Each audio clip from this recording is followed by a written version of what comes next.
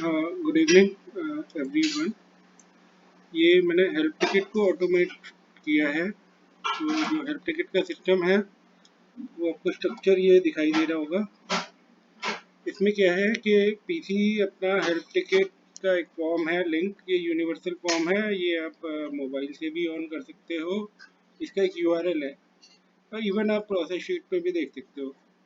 एक structure sheet है, ये हर पीसी के लिए एक ही शीट होगी। जो पीसी भी इसको हेल्प टिकट रेज करना चाहती है वो रेज करेगी। यहाँ पे लिंक है हेल्प टिकट का फॉर्म, इसको क्लिक करना है। चूज करना है कौन सी पीसी रेज कर रही है हेल्प टिकट। सपोज डॉली कर रही है, डॉली ने नेक्स्ट किया। कौन से प्रोडक्ट के लिए है? एचओ के लिए। सपोज एचओ के लिए इशू किसका इशू है, उसकी एम्प्लॉय आईडी। सपोज मनदीप का इशू है तो मनदीप की एम्प्लॉय आईडी। तो एम्प्लॉय आईडी आपको यहाँ पे एक्चुअली केस सेंसिटिव है, आपको एज इट इज लिखना पड़ेगा। तो कॉपी पेस्ट कर लो एम्प्लॉय मास्टर से। ये प्रोसेस, ये आपके पास एम्प्लॉय मास्टर भी होगा। यहाँ से सर्च करना है DWP मनदीप। इसकी एम्प्लॉय आईडी को कॉपी किया, यहाँ पे पेस्ट करा। सेम ऐसी प्रॉब्लम सॉल्वर, उसकी एम्प्लॉय आईडी कौन सॉल्व कर रहा है या करेगा। सपोज राजेश जी है, राजेश नाव के शाह आलम है, SH शाह आलम। ये एक सी प्रॉब्लम सॉल्व करेगा। इशू क्या है? डी रिकंसिलेशन,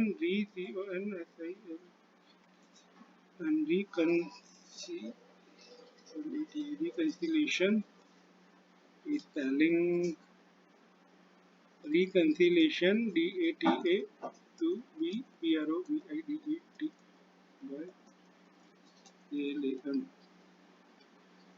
तभी रिकंसिलेशन। सपोज एक कोई टास्क मनदीप नहीं कर पा रहा है, क्यों? क्योंकि रिकंसिलेशन का जो डेटा है वो उसको नहीं मिला।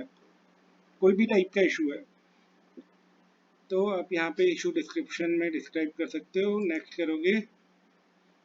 करोगे तो प्रॉब्लम सॉल्वर से पहले बात करनी पड़ेगी आपको, कॉल करानी पड़ेगी। प्रॉब्लम सॉल्वर एक्सेप्ट करता है कि हाँ जी वो प्रॉब्लम को सॉल्व करेगा तो यस करना है। अगर वो मना करता है नो करना है।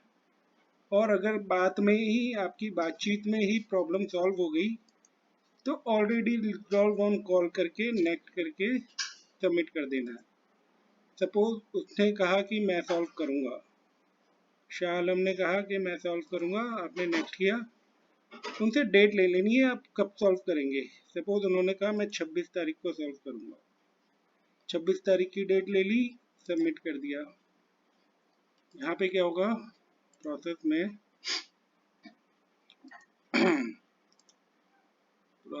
में आपका ये टास्क इनिशिएट हो जाएगा कि भाई 26 तारीख को एक डॉली ने रेज करी थी एक हेल्प टिकट, जिसको शाह आलम ने कहा कि हाँ भाई वो 26 को उसको डन करेगा। तो मैंने अभी टाइम बाय डिफ़ॉल्ट 12 बजे तक का दिया है, जो चेंज कर देंगे उसके अकॉर्डिंग। ये प्रॉब्लम रेज करने वाले की एम्प्लॉय आईडी है और ये प्रॉब्लम सॉल्वर की एम्प्लॉय आईडी है। अब सपोज प्रॉब्लम सॉल्वर ने आज ही इसको रिजॉल्व कर दिया तो प्रॉब्लम सॉल्वर इसको मार्क कर देगा कि यस रिजॉल्व, सबमिट। ये टास्क यहीं खत्म हो गया। अभी पीसी का एक टास्क बनता है, वो चेक करेगी क्या वाकई में ये प्रॉब्लम सॉल्व हो गई है। डूअर से कंफर्मेशन लेगी कि सर आपकी प्रॉब्लम सॉल्व हो गई है कि नहीं। अगर ये प्रॉब्लम सॉल्व नहीं हुई है तो पीसी इसको रीओपन कर सकती है। ये लिंक हाईलाइट हो जाएगा, इसको रीओपन करेगी PC. Confirm to be reopen if not resolve, तो सबमिट कर देगी। ये टास्क फिर से रीओपन हो जाएगा। अब शाह आलम के पास जब ये दोबारा से पेंडिंग दिखा तो उसने क्या किया, उसने नेक्स्ट करके कहा कि अभी सॉल्व नहीं हुई, कुछ इश्यूज थे, मैं इसको 28 तारीख को सॉल्व करूंगा, और उसने टास्क डन कर दी। तो इस केस में इसका ये प्लान डेट 28 हो गया और ये 2 बार अटैम्प्ट कर चुका है इस पे। और सपोज 28 तारीख आते आते उसने कहा कि भाई अब तो रिजॉल्व हो गई है प्रॉब्लम, तो ये टास्क उसने मार्क कर दिया डन, तो ये क्लोज हो गया। थर्ड अटेम्प्ट में उसने इसको क्लोज कर दिया। इस केस में अगर वो फिर से प्रॉब्लम सॉल्व नहीं हुई तो पीसी दोबारा से इसे रीओपन कर सकती है, तो ये टास्क फिर से उसको हाईलाइट करेगा कि रीओपन हो गया है। तो ये केस है कि अगर प्रॉब्लम सॉल्वर ने एक्सेप्ट किया है कि वो प्रॉब्लम सॉल्व करेगा। अब सेकंड केस देखते हैं। सपोज एक और हेल्प टिकट है जो करीना ने रेज करी है। सपोज नर्मदा का कोई इशू है और मेरे नाम से LLP 000918 किसी डूअर ने कहा है कि डैशबोर्ड नहीं काम कर रहा है या कुछ और प्रॉब्लम है, तो उसने मेरे नाम से हेल्प टिकट ट्रेस करनी चाहिए।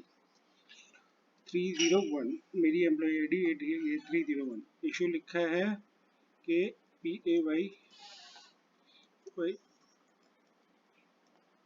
पेमेंट शीट नॉट अब DATING नहीं, ये इशू नहीं है, ये डूअर प्रॉब्लम में इशू आएंगे।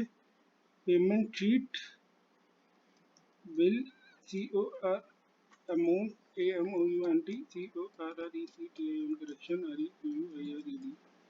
सपोज कोई टाइप का भी इशू है, ये मान लो कोई एक इशू रेज करवाया है एक डूअर ने मेरे को, तो पीसी जब इसको नेक्स्ट करेगी तो कंफर्मेशन लेगी प्रॉब्लम सॉल्वर से कि इस problem solver accept to resolve the issue. अगर मैं एक्सेप्ट करता हूँ, यस कहा मैंने, तो वो यस कर देगी। अगर मैंने कहा नो, तो नो के केस में क्या होगा, एक कॉन कॉल कराएगी प्रोसेस ओनर के साथ में मेरी। प्रॉब्लम सॉल्वर अगर कॉन कॉल में प्रॉब्लम रिजॉल्व हो जाती है तो ये टास्क यहीं पे क्लोज हो जाएगा। अगर ये problem solver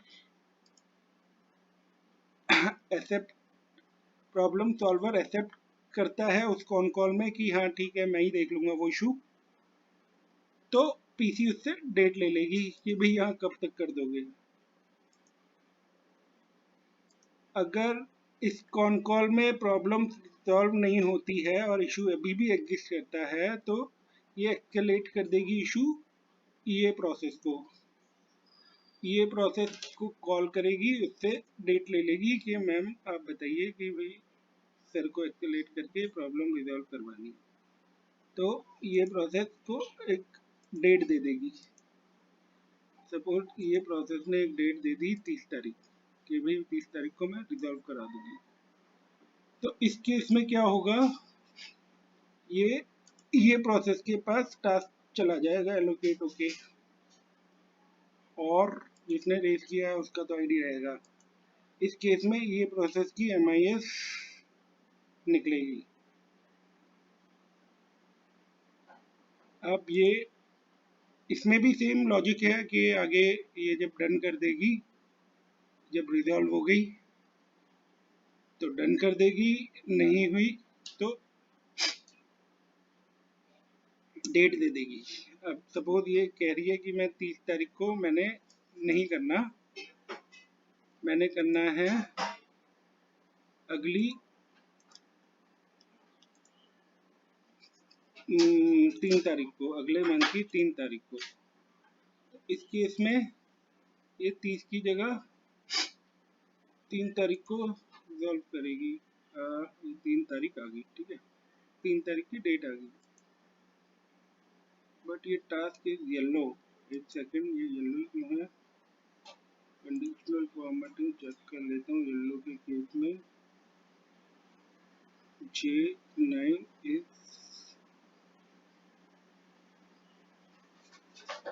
less than K9 blank है, J9 लेस देन $B $1। 25 जून से छोटा हो अगर J9।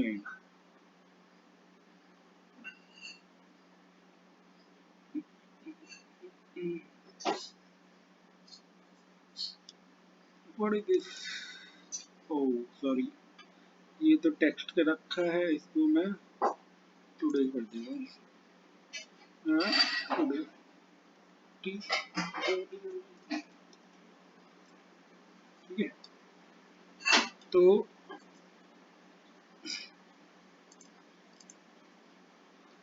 अब इस केस में क्या हुआ?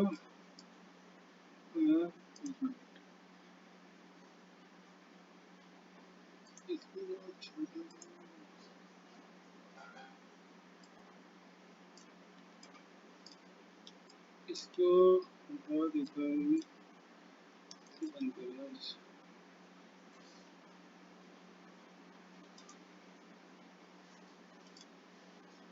हाँ, तो अभी ये हो गया। अब एक थर्ड केस आता है कि सपोज पीसी ने रेज करी हेल्प टिकट, सुकृति ने हेल्प टिकट रेज करी कोई करंजा साइट की, एक डूअर थे करंजा के कोई,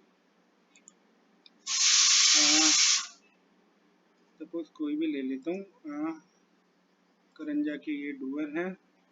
ये आप चेक कर लेना, यहाँ पे ये केस सेंसिटिव है, आपको आईडी एज इट इज लिखनी पड़ेगी। अगर आप इसको स्मॉल करते हो तो सिस्टम एक्सेप्ट नहीं करेगा, इसलिए आपको कॉपी पेस्ट ही करना है। ये आपने करा LLP 001,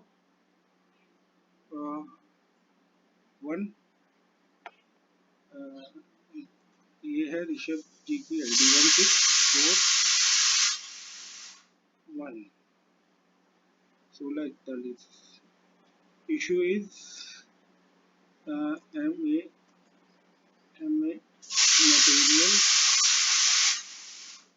material not this, not RECEIBED, so unable to COMPLET my TAL।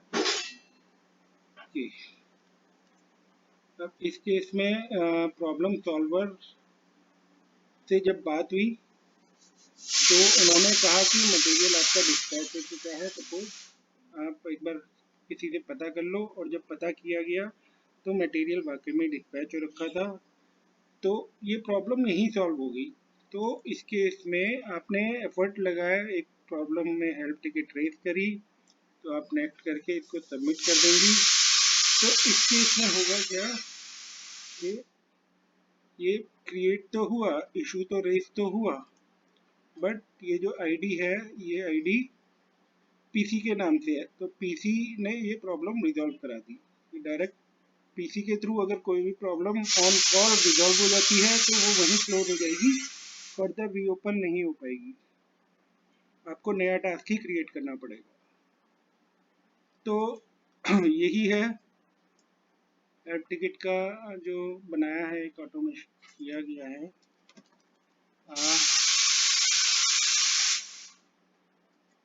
अब सर अप्रूव कर देंगे तो इसको चलाते हैं। तो अब इस केस में MIS कैसे होगी? ये जो प्लान डेट और एक्चुअल डेट को तो हम कैलकुलेट करते ही हैं, may be more than 4 attempt, अगर ज़्यादा केसेस हो गए उसके और वो उस वीक पे टास्क पढ़ नहीं रहा तो मे बी कंसीडर करें, अगर सर कहेंगे तो।